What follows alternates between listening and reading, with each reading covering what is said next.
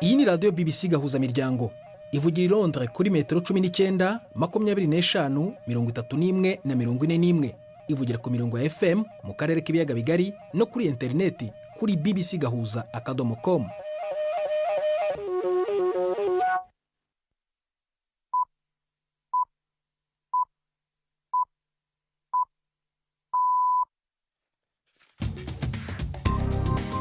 Ubu ni saa 10 n'igice ku isaha mpuzamahanga ya GMT, ni saa 12 n'igice ku masaha yo mu Rwanda no mu Burundi. Muri studio muri kumwe na Prudence Ngiyumva. Wiriwe hoteza amatwi BBC Gahuzamiryango aho uri hose ku isi, kaze kuri radio kuri bbcgahuza.com, kuri Facebook live mu buryo bw'amashusho no ku mirongo migufi ya shortwave. Dore ingingo z'inyenzi z'amakuru turambora mu kanya kuri uyu wa kane tariki ya mbere z'ukwa munani. Amazina y'umusore w'imyaka 17 urega ubwicanyi bw'abakobwa batatu mu mujyi wo mu majyaruguru yo mu Bwongereza ku wa mbere yatangajwe. Ni Axel Muganwa Rudakubana ufite ababyeyi b'Abanyarwanda, akaba yagiye mu rukiko kuri uyu wa kane mu mujyi wa Liverpool. Umutegetsi w'ikirenga wa Iran yayoboye amasengesho yo guherekeza isanduku y'umuyobozi wa Hamas Ismail Haniyeh wiciwe i Tehran ejo hashize kuwa gatatu mu gitero cyo kumwivugana kiregwa Israel. Nyuma y'uko Repubulika ya Demokarasi ya Kongo n'u Rwanda bigire ku masezerano yo kugerageza gushyira intambara inyuma mu burasirazuba bwa Kongo, umutwe wa M23 uravuga ko uyashyigikiye. Hari n'ikinamico urunana nk'uko bisanzwe buri wa kane.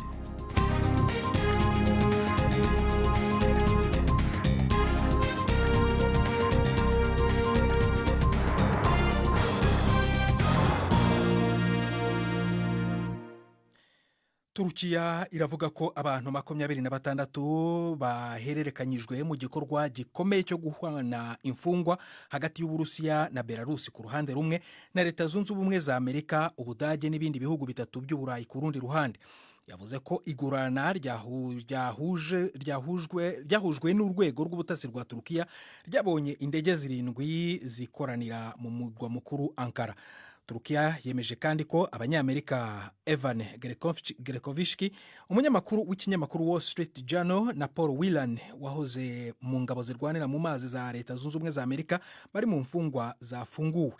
Yanavuze kandi ko Ilya Yashin utavuga rumwe n'ubutegetsi mu Burusiya, Umudage Riko Kriga wafungiwe mu Budage no muri Belarus nabo bafungurwa. Byitezwe kandi ko n'abandi Barusiya bafungiwe impamvu za politike bari muri aya masezerano, barimo ndetse n'uwo ku rwego rwo hejuru Vladimir Karamuruza unenga Kremlin bikomeye. Turukiya yavuze ko umukozi w'urwego rw'ubutasi rw'Uburusiya ufungiwe mu Budage Vadim Krasikov ari umwe mu Barusiya 10 nabo bari bufungurwe. Hagati aho Kremlin, ibiro bya Perezidansi y'Uburusiya byavuze ko ingabo zabwo zizahanura indege z'intambara zo mu bwoko bwa F-16 zizakoreshwa na Ukraine.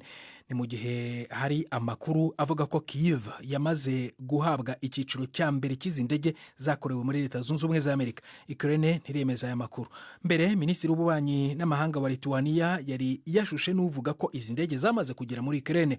Ku rubuga nkoranyambaga yanditse ati ikintu kindi cyasaga nk'ikidashoboka cyashobotse ku buryo bwuzuye.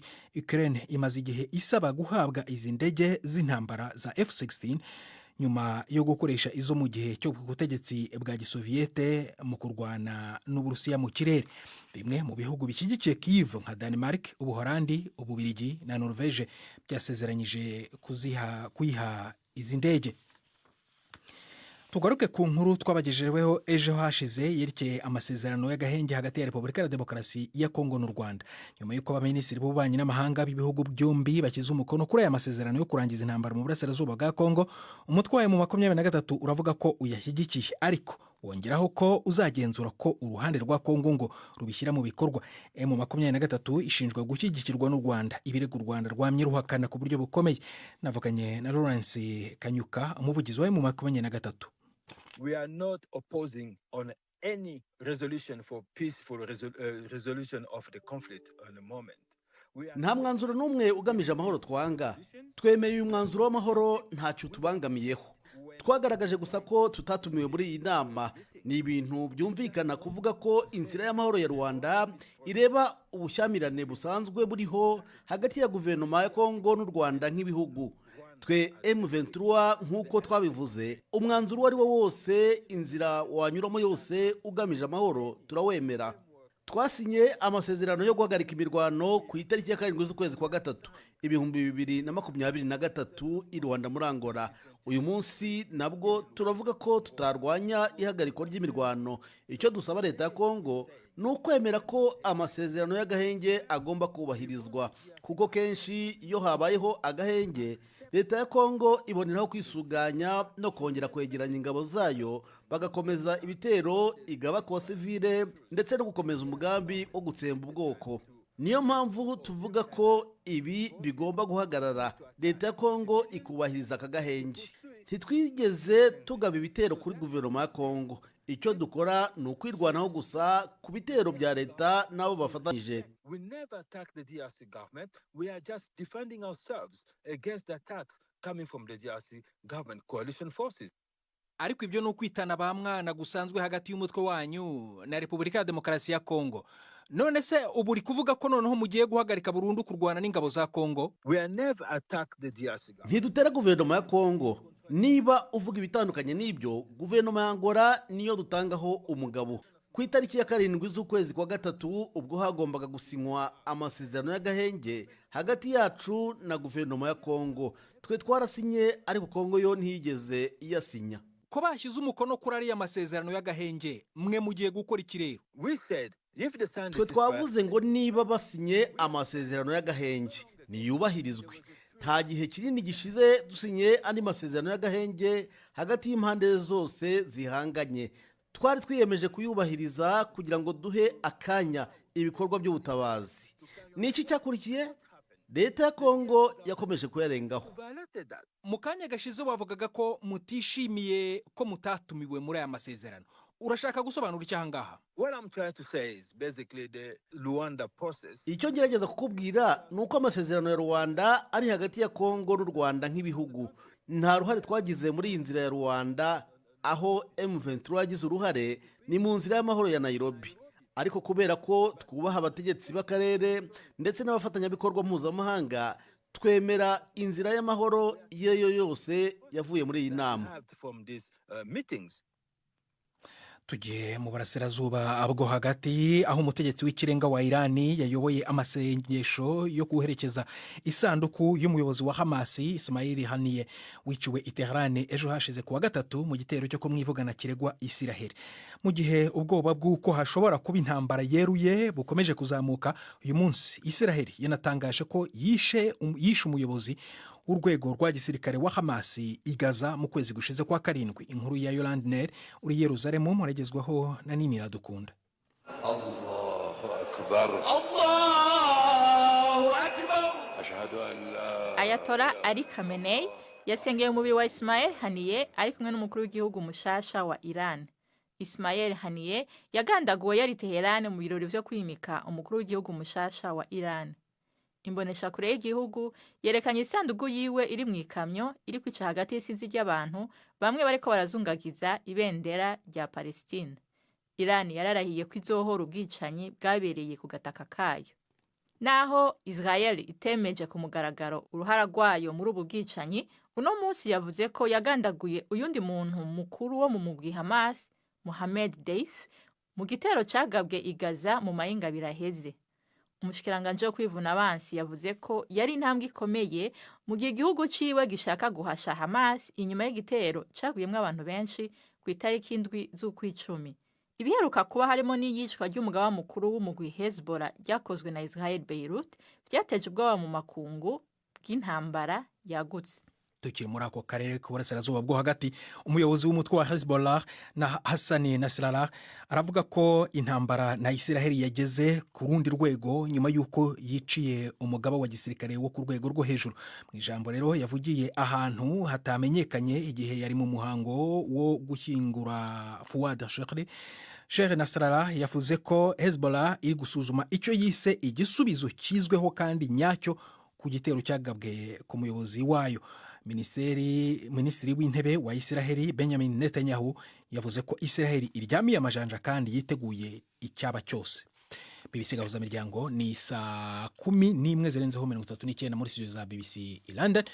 Samuel Zebura 21 mu Rwanda no mu Burundi. Mu kanya turakomeza amakuru arambuye nyuma y'akaruhuko gato cyane, ntujye kure. Ndi Prudence Ngyumva.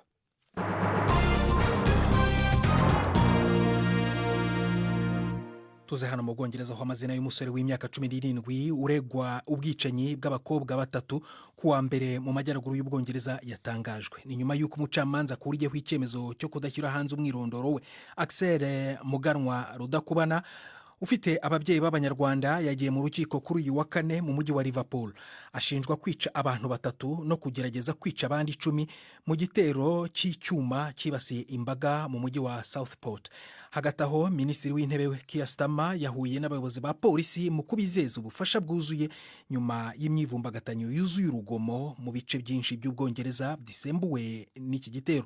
Uru rugomo rwarezwe kandi ikwirakwizwa ry'amakuru y'ibihuha ku mwirondoro w'uyu musore byakozwe n'imitwe y'abahezanguni barwanya abimukira. Inkuru yo ku rubuga rwa BBC murigizwaho na Pemende ku Magenge.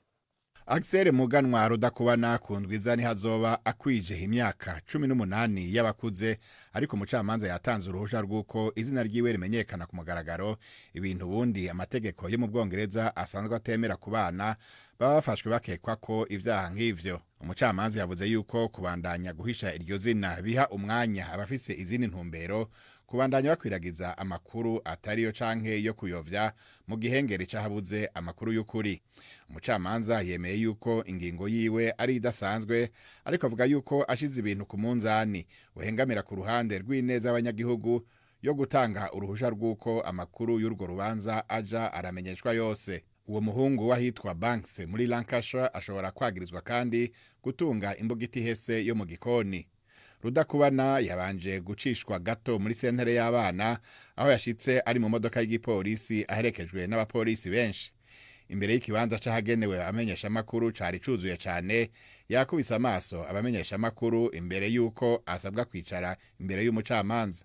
Mu mwambaro wo hejuru yari yahawe n'igipolisi, uwo muhungu yadugije umupira wiwe w'imbeho gushika hejuru y'amazuru aca arunama. Muri ico kiringo c'iminota 5 iyo ntahe yamaze aho ataco yigeze avuga.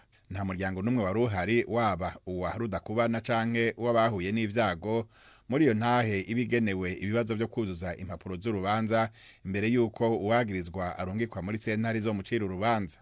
Mu bana batatu b'abakobwa bishwe muri ico gitero cyo kuwa mbere aho bari mu kigwa c'umuziki mu gihe c'uburuhuko, harimwo uw'imyaka 6, 7 n'9 bapfuye bazibuwe imbugita. Abandi bana 8 n'abakuzi 2 nabo barahakomerekeye cyane, ariko abana 2 uyu munsi vyamenyeshejwe yuko bavuye mu bitaro mu gihe abandi bakiriko baravugwa.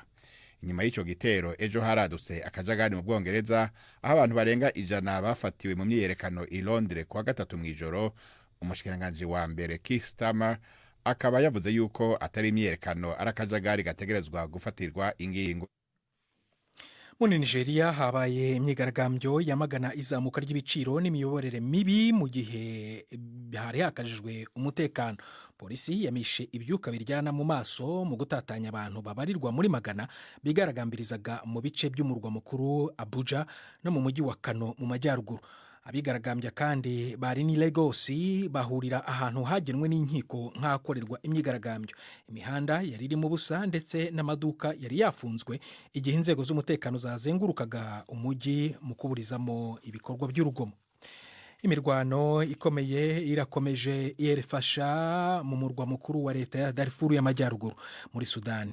Ingabo za leta zakozanyijeho n'abarwanyi b'umutwe wa Rapid Support Forces muri uyu mujyi wakubititse cyane. Hakoreshejwe ibitwaro biremereye n'ibitero bigabwa kuva ejo hashize kuwa gatatu.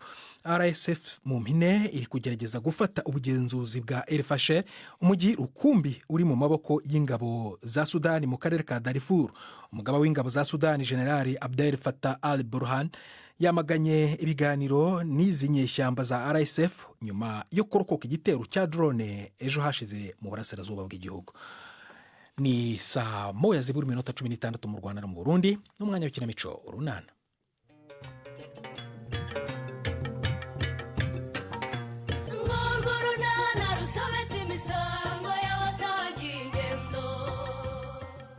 Kwa Pascal baributswa kwita ku mibereho n'imyigire y'abana babo.